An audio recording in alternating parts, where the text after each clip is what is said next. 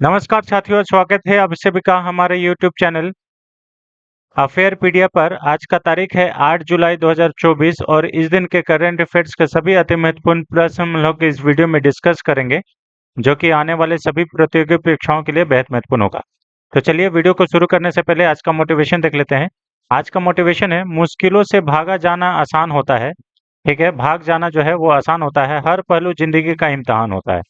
डरने वालों को कुछ भी नहीं मिलता यहाँ, लड़ने वालों के लिए कदमों में जहान होता है। बिल्कुल सही बात है। अगर आप डट के लड़ रहे हैं, तैयारी में डटे हुए हैं, तो आपको आपका जब जिस दिन सक्सेस होगा उस दिन आपके कदमों में जहान होगा। बिल्कुल सही बात है, आप देख लीजिएगा।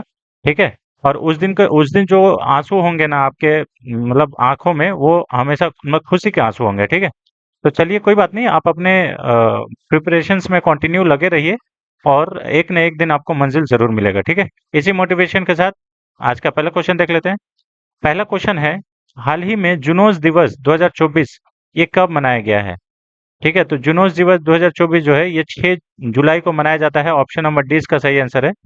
ठीक है, यहाँ पे देखिएगा, 6 जुलाई को विश्व जुनोस दिवस 2024 मनाया गया है।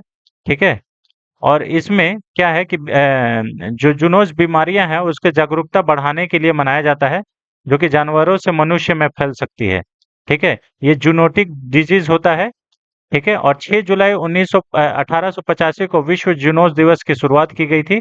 6 जुलाई 1825 को लुई पाश्चर, जो कि रेबीज टीके का खोज करता है, कि वो पहला टीका सफलतापूर्वक लगाया था, ये याद रखेगा। ठीक है, रेबीज रेबीज आपको मालूम है ना कि रेबड्रो वायरस से होता है रेबीज, और ये कुत्ता के काटने से होता है, जिसमें हाइड्रोफोबिया नामक बीमारी हो जाता है। तो लुई पाश्चर जो है ये उसके टीका का खोज किए थे 6 जुलाई 1885 को ही। ठीक है, सीडीसी द्वारा किए गए एक अध्ययन से पता चला कि आज मौजूद सभी बीमारियों में से लगभग 60% जो बीमारी है वो प्राकृतिक में जूनोटिक है, और लगभग 70% उभरते संक्रमण जानवरों में उत्पन्न होता है। ठीक है, आजकल बहुत सारा जो है जूनोटिक डिजीज से मानव में ट्रांसफर होने वाला ऐसा डिजीज हो गया। ऐसा वायरस आ जा रहा है जो मनुष्य मतलब जानवर से मनुष्य में ट्रांसफर हो जा रहा है। ठीक है, मानव स्वास्थ्य पर जूनोटिक रोगों का प्रभाव को समझना और आवश्यक सावधानी बरतना बहुत ज़्यादा महत्वपूर्ण है, इसलिए ये डिजीज को मनाया जाता है। ठीक है, ऐसे डिजीज जो मानव जानवर से इंसान में आते हैं उसको जूनोटिक डिजीज बोलते हैं, ये याद रखेगा। अब जूनोट जो रोग है वो है क्या? तो यह एक बीमारी है जो जानवरों से मनुष्य में फैलती है। ये वे वायरस, परजीवी, बैक्टीरिया और कवक के कारण होते हैं। जूनोटिक जो रोग जन्म है सीधे संपर्क में या भोजन या पानी या पर्यावरण के माध्यम से मनुष्य में फैलते हैं। जैसे आप समझ लीजिए ना कि ये बर्ड फ्लू भी क्या था, वो कोई भी मुर्गा चिकन वगैरह खा रहा है तो उससे इंसान में फैल जा रहा है। ठीक है, सबसे आम जूनो रोग जो है वो फ्लेग है। फ्लेग इससे बहुत एक बार बहुत भयंकर, ये फ्लेग से आदमी लोग मरा था। रेबीज है। ठीक है, तपेदिक है, खुजली है, राउंड वर्म है, ये सब जो है जूनोटिक डिजीज का उदाहरण है। ठीक है, ये याद कर लीजिएगा। अब हम लोग इम्पोर्टेंट जुलाई के दिवस के बारे में अगर बात करें, तो 1 जुलाई को जीएसटी दिवस मनाया जाता है। 1 जुलाई को ही राष्ट्रीय डॉक्टर दिवस मनाया जाता है। और इस बार का राष्ट्रीय डॉक्टर दिवस का जो विषय है यानी कि थीम है, वो है हीलिंग हैंड्स केयरिंग हर्ट्स। ठीक है, 1 जुलाई को ही राष्ट्रीय डाक कर्मचारी दिवस मनाया जाता है। 1 जुलाई को ही कनाडा दिवस मनाया जाता है। 1 जुलाई को ही चार्टर्ड अकाउंटेंट दिवस मनाया जाता है। 1 जुलाई को अमेरिकी डाक टिकट दिवस मनाया जाता है। और 1 जुलाई को ही ये राष्ट्रीय जिंजर स्नैप दिवस मनाया जाता है। तो राष्ट्रीय जिंजर स्नैप दिवस ये 1 जुलाई को मनाया जाता है। 2 जुलाई को विश्व यूएफओ दिवस मनाया जाता है। यूएफओ क्या होता है? तो यूनि अनआइडेंटिफाइड फ्लाइंग ऑब्जेक्ट होता है, ये याद रखेगा। अनआइडेंटिफाइड फ्लाइंग ऑब्जेक्ट, ये 2 जुलाई को मनाया जाता है। 2 जुलाई को ही राष्ट्रीय एनिसेंट दिवस मनाया जाता है। 3 जुलाई को अंतर्राष्ट्रीय प्लास्टिक बैग मुक्त दिवस मनाया जाता है। 3 जुलाई को ही राष्ट्रीय फ्राइड क्लेम दिवस मनाया जाता है। 4 जुलाई को यूएसए का स्वतंत्रता दिवस मनाया जाता है। 5 जुलाई को ऐतिहासिक घटनाओं की सूची मनाया जाता है। 6 जुलाई को विश्व जूनोस दिवस मनाया जाता है, जो कि अभी हम लोग क्वेश्चन में पढ़े। और 6 जुलाई को अंतर्राष्ट्रीय सहकारी दिवस भी मनाया जाता है, ये याद रखिएगा, ठीक है। अंतर्राष्ट्रीय सहकारी दिवस। 7, ये वाला थोड़ा सा इंपॉर्टेंट है। अगर आपको आपसे पूछा जाए कि भारत के सहकारिता मंत्री कौन है अभी प्रेजेंट में, तो अमित शाह है, और पहले सहकारिता मंत्री भी अमित शाह ही हैं। अगर आपसे ये भी पूछा जाए कि नया मंत्रालय कौन सा खुला है, तो सहकारिता मंत्रालय जो है ये पिछला जो 17वीं लोकसभा था उसमें इसको ओपन किया गया था, है ना। 7 जुलाई को विश्व चॉकलेट दिवस मनाया जाता है। 7 जुलाई को ही वैश्विक क्षमा दिवस मनाया जाता है। और 7 जुलाई को इस्लामी नव वर्ष दिवस भी मनाया जाता है, ये याद रखिएगा, ठीक है।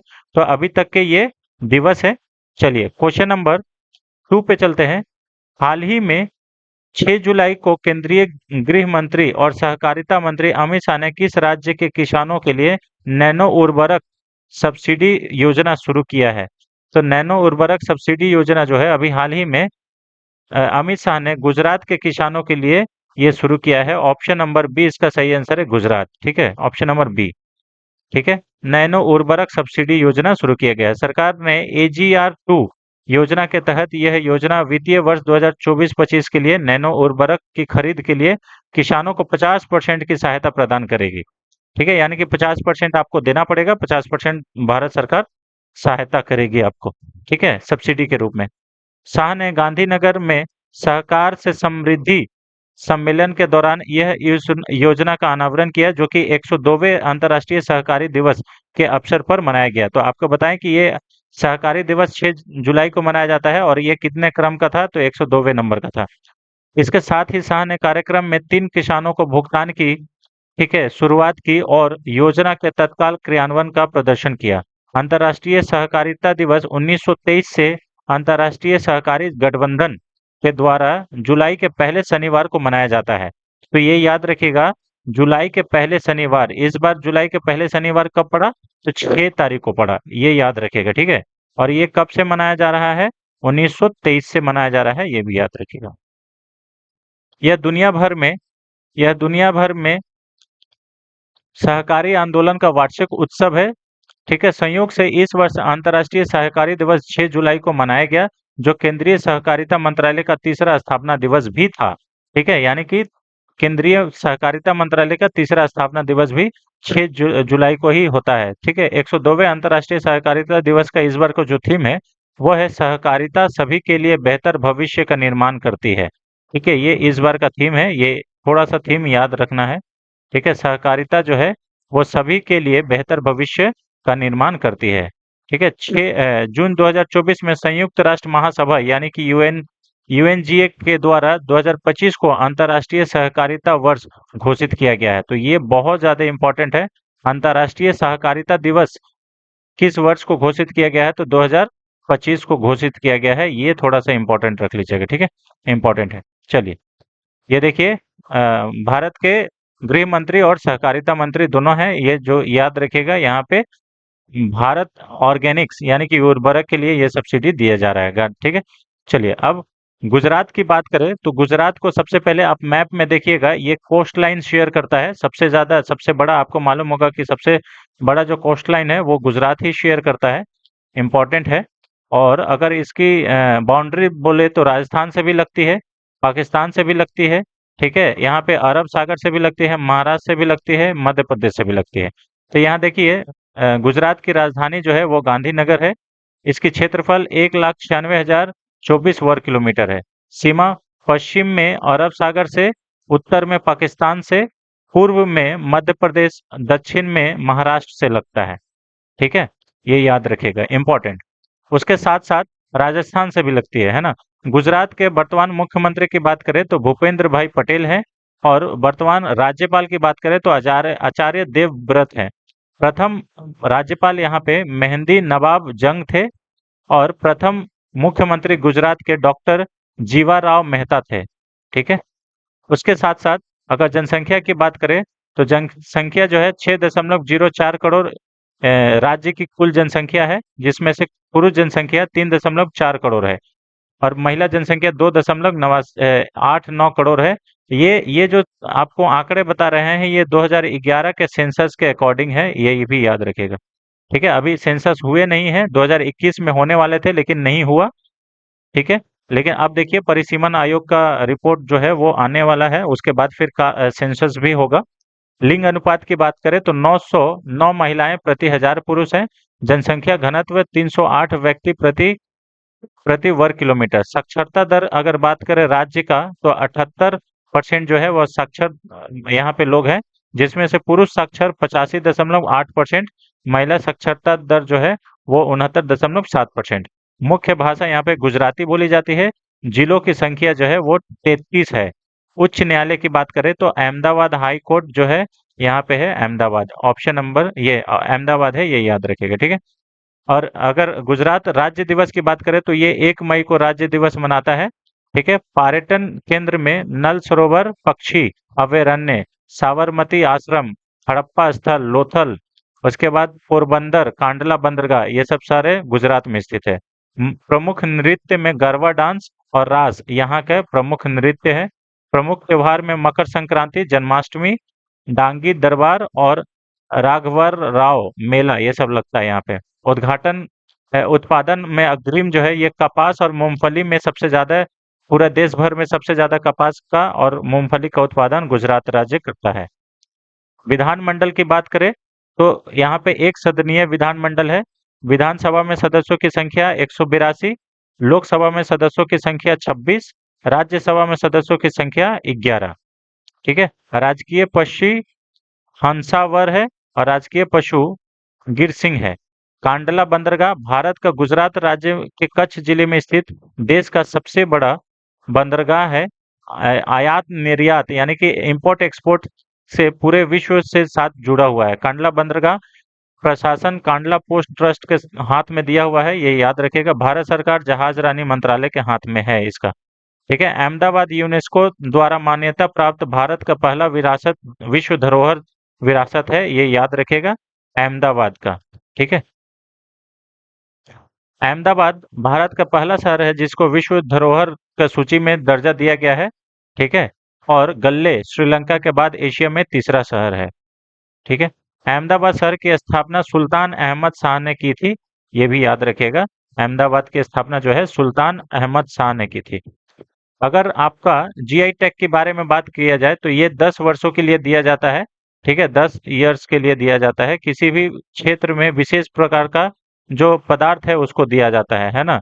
और सबसे पहले जीआई टैग जो है वो दार्जिलिंग के चाय को दिया गया था। और आपको बता दें कि यहाँ पे गुजरात का तांतलिया शॉल, ये गुजरात का जीआई टैग है। सूरत जारी क्राफ्ट, ये भी गुजरात का जीआई टैग है। Gir Kesar mango, Bhalia wheat, Kutch shawl, Patan Patola. ठीक है, संकेड़ा फर्नीचर और कच्छ एम्ब्रॉयडरी, ये सब गुजरात का जीआई टैग है। ठीक है, उसके बाद यहाँ पे देखिएगा राजकोट पटोला, पेठापुर प्रिंटिंग ब्लॉक्स। ठीक है, ये सब जीआई टैग किसका है तो आपका यहाँ पे गुजरात का है। ठीक है, चलिए क्वेश्चन नंबर 3 पे आते हैं। हाल ही में किस कंपनी ने दुनिया की पहली सीएनजी से चलने वाली बाइक लॉन्च की है? तभी हाल ही में बजाज ऑटो ने सीएनजी से चलने वाली पहली बाइक लॉन्च की है ना। सीएनजी का फुल फॉर्म क्या होता है तो कंप्रेस्ड नेचुरल गैस होता है, ये याद रखिएगा, कंप्रेस्ड नेचुरल गैस। ठीक है, दुनिया की पहली सीएनजी बाइक जो है वो बजाज के द्वारा निकाला गया है। दुनिया के अग्रणी दोपहिया और तिपहिया वाहन निर्माता कंपनी बजाज ऑटो ने दुनिया की पहली सीएनजी मोटरसाइकिल लॉन्च की है। ठीक है, इसमें 2 लीटर का पेट्रोल टैंक भी होगा जो कि 130 किलोमीटर की रेंज देगा। बजाज फ्रीडम इस मोटरसाइकिल नाम क्या है? बजाज फ्रीडम मोटरसाइकिल पेट्रोल मोटरसाइकिलों की तुलना में 26.7% कम CO2 उत्सर्जित करेगा। ठीक है, यानी कि CO2 को कम करना है। ये सब का लक्ष्य क्यों है? हम लोग क्यों ई व्हीकल को यूज कर रहे हैं ज्यादा? फेम योजना के तहत हम लोग ई व्हीकल को ज्यादा बढ़ावा दे रहे हैं, क्योंकि हमें हमारा भारत का जो लक्ष्य है वो नेट जीरो का लक्ष्य है 2070 तक। ठीक है, और दुनिया का लक्ष्य है 2045 तक नेट जीरो न्यूट्रल होना। ठीक है, तो कार्बन डाइऑक्साइड एकदम जितना मतलब उत्सर्जित करेंगे उतना ही उस आप शोषित भी करेंगे। तो ऐसा जो टारगेट है वो भारत का जो टारगेट है 2070 तक है। ठीक है, ये याद रखिएगा, इम्पोर्टेंट है। सीएनजी वाहन 85% कम गैन मीथेन हाइड्रोजन और 43% कम नाइट्रोजन ऑक्साइड उत्सर्जित करते हैं। ठीक है, चलिए, तो ये है आपका फ्रीडम राइड द चेंज। ये बजाज के द्वारा शुरू किया गया है। बजाज ऑटो ने सीएनजी टैंक और किट को एक जालीदार फ्रेम के भीतर फिट किया है। ये सब पढ़ने का कोई जरूरत नहीं है। ठीक है, तो आपको बजाज याद रखना है, सीएनजी बाइक। क्वेश्चन नंबर 4 पे आते हैं। हाल ही में पंजाब और हरियाणा उच्च न्यायालय के मुख्य न्यायाधीश किसे नियुक्त किया गया है? तभी हाल ही में पंजाब और हरियाणा के जो मुख्य न्यायाधीश हैं वो जस्टिस सील नागू बने हैं। ऑप्शन नंबर ए इसका सही आंसर है, जस्टिस सील नागू। ठीक है, जस्टिस सील नागू को पंजाब और हरियाणा का उच्च न्यायालय के मुख्य न्यायाधीश के रूप में नियुक्त किया गया है। उनकी नियुक्ति उनके कार्यकाल का कार्यभार ग्रहण करने की तिथि से प्रभावी है। और आपको मालूम होना चाहिए कि चाहे वो हाई कोर्ट के चीफ जस्टिस हो या हाई कोर्ट का कोई भी मंत्री, मतलब कोई भी ये हो, न्यायाधीश हो या फिर सुप्रीम कोर्ट के, ये इनकी जो नियुक्ति होता है वो कोलेजियम पद्धति के द्वारा होता है। ये याद रखेगा। ठीक है, सुप्रीम कोर्ट ने कोलेजियम के मुख्य न्यायाधीश रविशंकर झा के रिटायरमेंट के बाद उनके नाम की सिफारिश की और झा 13 अक्टूबर 2023 को सेवानिवृत्त हुए हैं। वह मध्य प्रदेश उच्च न्यायालय के कार्यवाहक मुख्य न्यायाधीश के रूप में कार्यरत थे। न्यायमूर्ति संजीव सचदेवा मध्य प्रदेश उच्च न्यायालय के नए कार्यवाहक मुख्य न्यायाधीश हैं। न्यायमूर्ति बी आर सारंगी को 3 जुलाई को झारखंड उच्च न्यायालय के मुख्य न्यायाधीश के रूप में नियुक्त किया गया है। तो अगर आपका झारखंड का उच्च न्यायालय के मुख्यमंत्री की बात करें तो ये कौन है? बी आर नारंगी हैं, ये भी याद रखेगा। और इनका भी रेसेंट नियुक्ति है, तो ये भी याद कर लीजिएगा, इंपॉर्टेंट है। ठीक है, रेसेंट नियुक्तियां। कॉलेजियम पद्धति ऐसा एक पद्धति है जिसके माध्यम से सुप्रीम कोर्ट के जज होते हैं, जो सीजेआई भी इसमें होते हैं, और सीनियर मोस्ट जो जज होते हैं उनको चीफ जस्टिस बनाया जाता है। ठीक है, ये आपके सील नागू हैं, हरियाणा और पंजाब के हाई कोर्ट के मुख्य न्यायाधीश बने हैं। ठीक है, चीफ जस्टिस सील नागू। ठीक है, क्वेश्चन नंबर 5 पे आते हैं। हाल ही में गति शक्ति विश्वविद्यालय वडोदरा और किस कंपनी ने एरोस्पेस शिक्षा और अनुसंधान के लिए एक समझौते पर हस्ताक्षर किए हैं? तो अभी गति शक्ति विश्वविद्यालय वडोदरा और एयरबस के साथ यहाँ पे टाई अप हुआ है। ठीक है, एमओयू साइन हुआ है, तो एयरबस इसका सही आंसर हो जाएगा, ऑप्शन नंबर ए। ठीक है, यहाँ पे ये अनुसंधान के लिए, शिक्षा अनुसंधान के लिए ये हस्ताक्षर किया गया है। सितंबर 2023 में एमओयू पर हस्ताक्षर करने के बाद रेल भवन नई दिल्ली में एक निश्चित समझौते पर हस्ताक्षर किए गए थे। रेल सूचना और प्रसारण, इलेक्ट्रॉनिक्स और आईटी मंत्री श्री अश्वनी वैष्णव और अन्य अधिकारी समझौते हस्ताक्षर के गवाह बने। ठीक है, समझौते में पूरे कार्यक्रम के दौरान 40 जीएसवी छात्रों के लिए एक पूर्ण छात्रवृत्ति कार्यक्रम शुरू किया गया। समझौते में एयरबस एविएशन चेयर प्रोफेसर पद और जीएसवी में उत्कृष्टता केंद्र की भी स्थापना शामिल है। यहाँ पे आप लोग देख रहे हैं, इसकी स्थापना परिवहन और लॉजिस्टिक क्षेत्र के लिए सर्वोत्तम श्रेणी के जनशक्ति और प्रतिभा तैयार करने के लिए भी की गई है। यह केंद्रीय विश्वविद्यालय है और रेल मंत्रालय भारत सरकार द्वारा प्रायोजित है। भारत की रेल सूचना और प्रसारण, इलेक्ट्रॉनिक्स और आईटी मिनिस्ट्री जो है वो अश्वनी वैष्णव है। ठीक है, और इसके पहले चांसलर भी हैं। तो रेलवे मिनिस्टर बोलिए, सूचना और प्रसारण मंत्री बोलिए, इलेक्ट्रॉनिक्स मंत्री बोलिए, सारे जो हैं ये आईटी मिनिस्टर अश्वनी वैष्णव है। ये याद रखिएगा, पहले भी यही थे, अभी भी यही है। अगर एयरबस की बात करें तो एयरबस एसई एक यूरोपीय बहुराष्ट्रीय एरोबस निगम है। यह कंपनी का प्राथमिक व्यवसाय वाणिज्यिक विमानों का डिजाइन करना और निर्माण करना है, यानी कि यह कॉमर्शियल एयरक्राफ्ट मतलब मैन्युफैक्चरर है, लेकिन इसमें अलग अलग रक्षा और अंतरिक्ष हेलीकॉप्टर डिजाइन भी किए हैं। 2019 से एयरबस दुनिया का सबसे बड़ा एयरलाइनर निर्माता होने के साथ साथ अग्रणी हेलीकॉप्टर निर्माता भी है। ठीक है, तो बहुत मतलब लीडिंग हेलीकॉप्टर प्रोड्यूसर भी है, ये याद रखेगा। अब अगर एयरबस की स्थापना की बात करें तो इसकी स्थापना 10 जुलाई 2000 को की गई थी। ठीक है, और इसके संस्थापक जो है हेनरी जिगलर हैं, ये याद रखिएगा, हेनरी जिगलर। इसका मुख्यालय जो है ये लीडेन नीदरलैंड में है। ठीक है, अध्यक्ष अगर बात करें तो रेने ओवरमैन है, जो कि अप्रैल 2020 से हैं। और अगर इसके कार्यकारी मतलब मुख्य कार्यकारी यानी कि चीफ एग्जीक्यूटिव ऑफिसर की बात करें तो गिलायुम फौरी है, जो कि अप्रैल 2019 से ही है। ठीक है, चलिए, ये यहाँ पे देख सकते हैं रेल भवन में ये एमओयू पे साइन हुआ है। ठीक है, गति शक्ति विश्वविद्यालय और एयरबस के बीच। ठीक है, यहाँ पे अश्वनी वैष्णव है और ये यहाँ पे आपके क्या बोलेंगे, एयरबस के प्रतिनिधि हैं, ये इसे आप देख सकते हैं। ठीक है, चलिए, क्वेश्चन नंबर 6 पे आते हैं। हाल ही में मसूद फेजेकियान फेजेस्कियान ने किस देश का राष्ट्रपति चुनाव जीता है? तो अभी मसूद फेजेस्कियान जो है वो ईरान के राष्ट्रपति के चुनाव जीते हैं। ऑप्शन नंबर बी इसका सही आंसर है, ईरान। ठीक है, मसूद फेजेकियान ईरान के राष्ट्रपति के चुनाव जीते हैं। ठीक है, ये इस्लामिक सलाहकार सभा के सदस्य भी हैं और परमाणु समझौते के आलोचना सईद सईद जलीली को हराया। ठीक है, फेजिक्सियान ने परमाणु समझौते के जो आलोचक थे वो शहीद जलीली को हराया है, ये याद रखेगा ये वाला।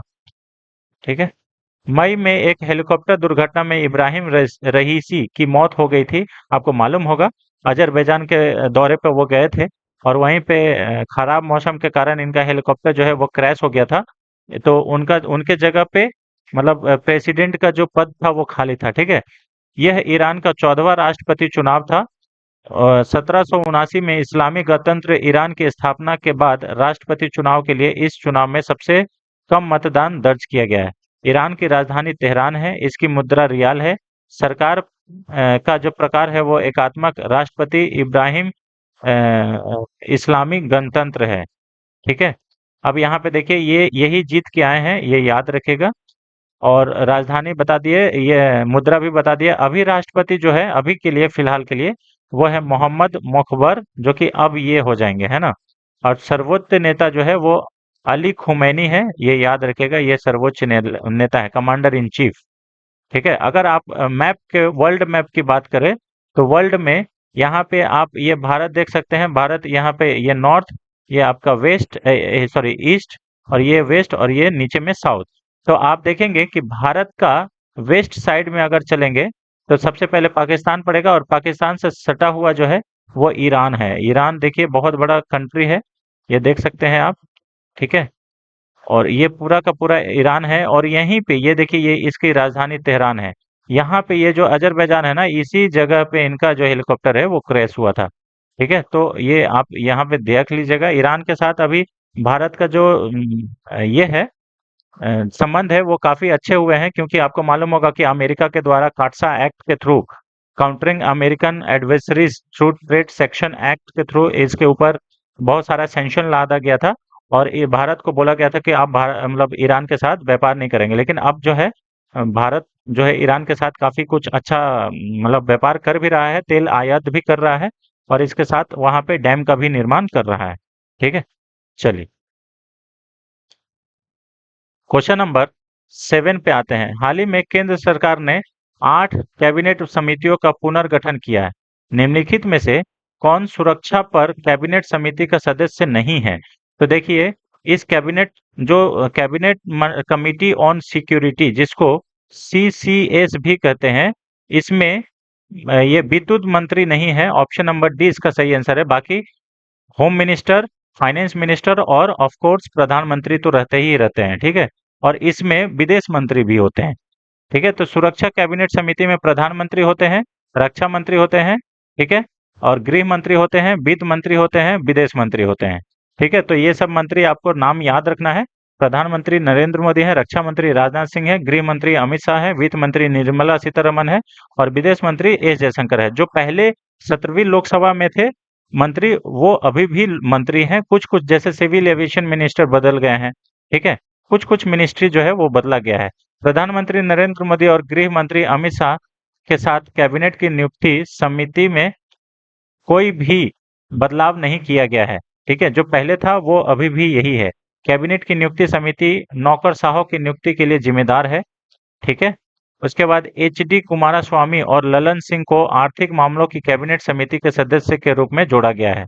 ठीक है, तो आर्थिक इकोनॉमिक जो कमेटी होगा उसमें ललन सिंह जो जदयू के नेता हैं, ठीक है, और यहाँ पे एच डी कुमारस्वामी को यहाँ पे मेंबर बनाया गया है। आर्थिक मामलों की कैबिनेट समिति और औद्योगिक नीतियों से संबंधित निर्णय लेती है और बड़े निवेश प्रस्तावों और प्रमुख बुनियादी ढांचों परिणामों को अंतिम रूप देती है। ठीक है, संसदीय मामलों की कैबिनेट समिति की अध्यक्षता जो है वो रक्षा मंत्री राजनाथ सिंह करेंगे। इसमें 9 अन्य मंत्री शामिल होंगे। निवेश और विकास तथा कौशल रोजगार और आजीविका पर कैबिनेट समितियों की जो अध्यक्ष है वो प्रधानमंत्री खुद करेंगे। ठीक है, तो कौशल रोजगार हो गया, कौशल रोजगार, आजीविका और निवेश, ये सब का जो कमिटी है उसके जो अध्यक्ष हैं वो खुद प्रधानमंत्री ही रहेंगे। ठीक है, तो इसे याद कर लीजिएगा, 8 कमेटी बना है। ठीक है, और सारे को हम आपको बता दिए कि कौन कमेटी का कौन सा क्या है। ठीक है, लेकिन सिक्योरिटी में आपका रक्षा मंत्री, फाइनेंस मिनिस्टर, गृह मंत्री, ठीक है, और विदेश मंत्री, ये सब सारे शामिल होंगे। ठीक है, प्रधानमंत्री। क्वेश्चन नंबर 8 पे आते हैं। हाल ही में केंद्रीय विज्ञान और प्रौद्योगिकी मंत्री ने इंडो फ्रेंच लीवर और मेटाबॉलिज्म रोग नेटवर्क लॉन्च किया है। भारत के वर्तमान विज्ञान और प्रौद्योगिकी मंत्री कौन है? तो भारत के वर्तमान में विज्ञान और प्रौद्योगिकी मंत्री जो है ये डॉक्टर जितेंद्र सिंह है। ऑप्शन नंबर ए इसका सही आंसर है। और इन्होंने अभी इंडो फ्रेंच लीवर और मेटाबॉलिज्म रोग नेटवर्क लॉन्च किया है। ऑप्शन नंबर ए इसका सही आंसर है, डॉक्टर जितेंद्र सिंह। ठीक है, डॉक्टर जितेंद्र सिंह के द्वारा इंडो फ्रेंच लीवर और मेटाबॉलिज्म जो डिजीज नेटवर्क है इसको लॉन्च किया गया है। उन्होंने कहा कि फैटी लीवर के विभिन्न चरणों की पहचान के लिए सरल, किफायती निदान उपकरण बनाने की तत्काल आवश्यकता है। 5 जुलाई 2024 को नई दिल्ली के institute of liver and biliary sciences में Indo French liver and metabolism disease network को लॉन्च किया गया है। ठीक है, इंडो फ्रेंच लिवर और मेटाबॉलिज्म डिजीज नेटवर्क का उद्देश्य है मेटाबॉलिक लिवर की बीमारियों को रोकना और ठीक करना। ठीक है, मंत्री ने इस बात पर प्रकाश डाला कि इस नेटवर्क का लक्ष्य है गैर अल्कोहल फैटी लिवर रोग और एक सामान्य चयापचय लिवर विकार से जुड़ी महत्वपूर्ण समस्याओं का समाधान करना। उन्होंने कहा कि फैटी लिवर 1/3 भारतीयों में मौजूद है और टाइप 2 मधुमेह और अनउपचय अन्य चयापचय रोगों का अग्रदूत है। यानी कि अब देखिए फैटी लिवर है तो इससे क्या होता है कि आपका टाइप 2 का मधुमेह रोग भी होने का ज़्यादा चांसेस होता है। ठीक है, तो ये इम्पोर्टेंट है, आपको मालूम होना चाहिए कि कौन सा अभी अभियान लॉन्च किया गया है। तो इस अभियान का नाम क्या है?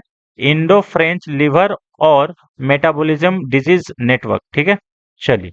और ये इसको किसके द्वारा लॉन्च किया गया है? तो science and technology minister doctor Jitendra Singh के द्वारा लॉन्च किया गया है नई दिल्ली में। ठीक है, ये है डॉक्टर जितेंद्र सिंह, पहले भी यही मंत्री थे साइंस एंड टेक्नोलॉजी के, अभी भी यही है। ठीक है, चलिए क्वेश्चन नंबर 9 पे आते हैं। हाल ही में आई आईआरए मुंबई ने समुद्री सुरक्षा को आगे बढ़ाने के लिए निम्नलिखित में से किस आईआईटी के साथ समझौते ज्ञापन पर हस्ताक्षर किया है? तो अभी हाल ही में आईआरए मुंबई ने, ठीक है, समुद्री सुरक्षा के लिए, मैरीटाइम सुरक्षा के लिए आईआईटी बॉम्बे के साथ टाई अप किया है। ऑप्शन नंबर बी इसका सही आंसर है, आईआईटी बॉम्बे। ठीक है, समुद्री सुरक्षा एक बहुत बड़ा मुद्दा है। ठीक है, इसके लिए आईआईटी बॉम्बे और आईआरए मुंबई के द्वारा यह हस्ताक्षर किया गया है। 5 जुलाई को यह किया गया है। भारतीय शिपिंग रजिस्ट्रार और भारतीय प्रौद्योगिकी संस्थान बॉम्बे के द्वारा एक समझौते ज्ञापन पर हस्ताक्षर किए गए हैं जिसका उद्देश्य है जहाज प्रक्षेप वक्र भविष्यवाणी उपकरण के विकास के माध्यम से समुद्री सुरक्षा को आगे बढ़ाना। ठीक है, चल हो गया।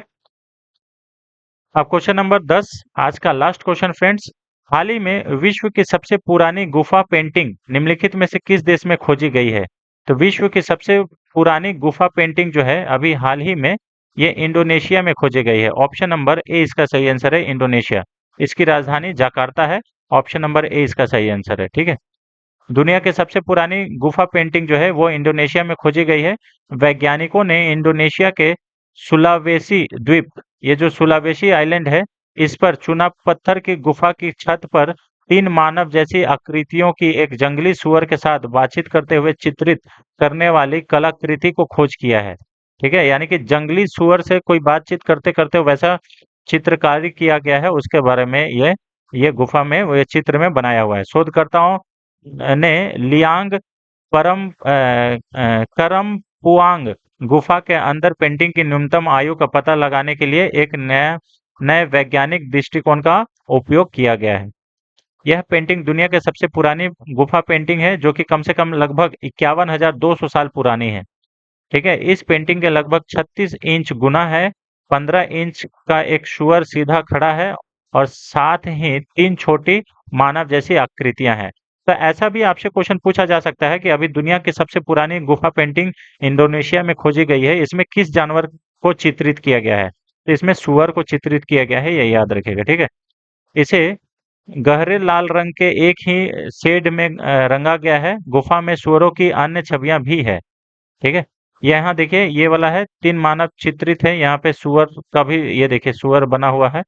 ठीक है, इंडोनेशिया की बात करें तो राजधानी जकार्ता है और रुपया जो है इसकी मुद्रा है। इंडोनेशिया के राष्ट्रपति अभी जोको विडोडो हैं, ये भी याद रखेगा, जोको विडोडो थे। तो ये इंपॉर्टेंट है, इसे याद कर लीजिएगा। ठीक है, तो ये रहा फ्रेंड्स आज का 10 अति महत्वपूर्ण प्रश्न, जो कि आने वाले सभी प्रतियोगी परीक्षाओं के लिए बेहद महत्वपूर्ण होगा। अगर हमारा ये प्रयास आपको अच्छा लगता है तो वीडियो को ज़्यादा से ज़्यादा शेयर कीजिए और चैनल पे नए हैं तो चैनल को जरूर सब्सक्राइब कर लें। Thanks for watching friends, thank you so much. मिलते हैं नेक्स्ट वीडियो में, तब तक के लिए जय Hind. Thank you so much.